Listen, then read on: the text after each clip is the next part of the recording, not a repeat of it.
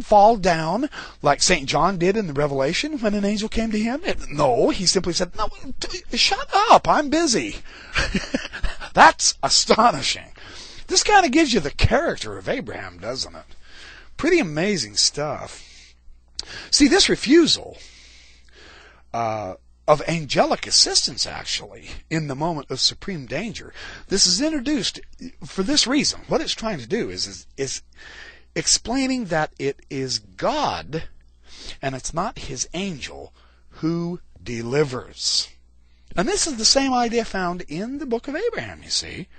And the angel of the presence stood by me, and immediately unloosed my bands, and his voice was unto me, Abraham, Abraham, behold, my name is Jehovah, and I have heard thee, and have come down to deliver thee. See, this is Abraham 1, 15 and 16. Everything indicates that this is the old authentic version.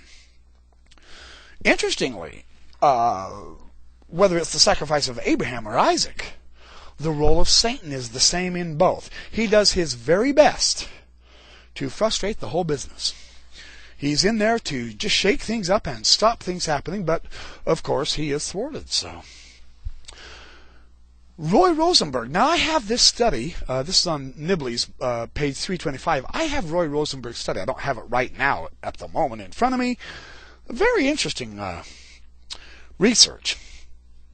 Rosenberg has pointed out that Isaac's sacrifice has a Canaanitish background. Now, this is the big deal with biblical scholarship these days, with the discovery of the Rosh Shomer texts and with the Ugaritic materials and so on and so forth. There is enormous background going on with the ancient stories in the Old Testament now that we can cross-check, we can cross-reference. In some respects we can verify, in other respects we have an expanded repertoire of information and meaning that we never had supposed before in the ancient times. It's a big archaeological thing. Rosenberg has shown that the actual sacrifice of Isaac has a Canaanitish background, interestingly, and the ritual is the substitute king. And the celebrated rite was found in both Persia and Babylonia. What it connected with was the rising of the dog star Sirius. And Sirius played the role of Saturn, that is the god Saturn, and he demanded human sacrifices. Now Rosenberg does say this. Now, Nibley's using his source really well on this. Nibley didn't use... Rosenberg's one of those sources that Nibley just kind of touched on. He took out a piece or two here or there, which was remarkably interesting. It wasn't Nibley yanking Rosenberg out of context, but Rosenberg's analysis goes really deep. It's really good, and I'm going to do another podcast just on that also, someday soon when I have time. So anyway, this idea of the Canaanitish background to the idea of the human sacrifice involving the star Sirius, which Nibley has also shown is involved in the book of Abraham, is really fun to realize. The close resemblance. This is on page 326. The close resemblance between the sacrifices of Abraham and Isaac.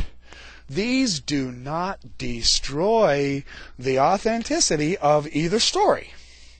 What we're finding here is a view that actually confirms both of them, and here's why. Joshua Finkel points out that there are many close parallels to the story of the sacrifice of Isaac in ancient literature, and that their atmosphere is ritualistic. That is, these stories belong to a category of events that follow a set pattern, and yet they really do happen. See, in the mountain of the temple of the Lord, Abraham offered Isaac his son, according to a Targum. And in this mountain of the temple, the glory of the Shekinah of the Lord was revealed to him. What happened there is a type and shadow of the temple ordinances that are yet to come. This one sacrifice, according to the early father St. Ambrose, prefigures the other. Even though it's less perfect, it is still of the same order. Isaac is a type. Now see, the Midrash says that any man who acknowledges that there exists two worlds is like Isaac. That is, a portion of the seed of Isaac, not all of it. In this same sense, Abraham is also a type. And in thee, that is, in thy priesthood, and in thy seed, shall all the families of the earth be blessed. This is Abraham 2:11. Instead of being upset or disturbed by such blatant similarities, though, we should find them most reassuring. Is it surprising, actually, that the sacrifice of Isaac looked both forward and backward, as Isaac thought of himself as the type of offerings to come, while Abraham thought of himself as atoning for the guilt of Adam? Or that as Isaac was being bound on the altar, the spirit of Adam, the first man, was being bound with him? See, it was natural for Christians to view the sacrifice of Isaac as a type of the crucifixion. Well, when we look at the Jewish sources, they comment most impressively on the sacrifice of the Son. And see, at the creation of the world, we have the angels there, and they ask, "What is man that you should remember him?" And God replies to these angels. Now you got to realize, these are magnificent celestial beings, full of fire and light, like Isaiah saw and Ezekiel and some of the great visionaries. Here's God's reply to the angels. He says, "You shall see a father slay his son, and the son consenting to be slain, to sanctify my name."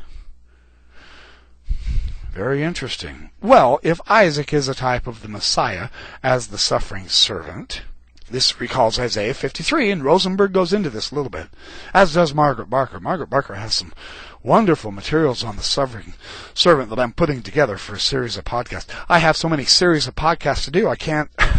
Holy cow! It's endless. It's delightful, isn't it? Abraham is also a type of the Messiah as the suffering servant. No one suffered more than Abraham. He always get going, scram. He never was allowed to settle down and relax and enjoy the good life. No, he was constantly wandering around, being beat up and abused and attempting to be murdered. It was a horrible life. And only he was tough enough to get through it. I mean, let's be grateful for Abraham. He could do it, we can't. The significance of Abraham's test on the altar, as Raphael Lew points out, is that Abraham in Nimrod's furnace is the first of those who willingly gave up his life for the sake of the sanctification of the divine name. Now that's serious faith, isn't it? That's serious faith. This assigns a very important place in the history of the atonement to the drama depicted in the book of Abraham.